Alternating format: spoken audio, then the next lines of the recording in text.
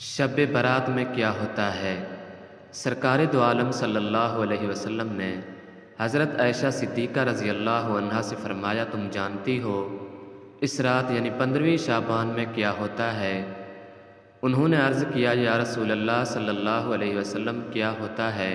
نبی کریم صلی اللہ علیہ وسلم نے فرمایا، اس رات میں سال کا ہر پیدا ہونے والا اور مرنے والا آدمی لکھا جاتا ہے، اور لوگوں کے اعمال ان کے رب کی بارگاہ میں پیش ہوتے ہیں اور ان کے رزق اتارے جاتے ہیں۔ کبھی شب معراج، کبھی شب برات، کبھی شب قدر دیتا ہے۔ کتنا مہربان ہے ہمارا رب، بخشش کے 1000 وسیلے دیتا ہے۔ اللہ تعالیٰ اس رات کے صدقے سب کی دلی مرادیں پوری فرما اور اگلے پچھلے سب گناہ معاف فرما، آمین۔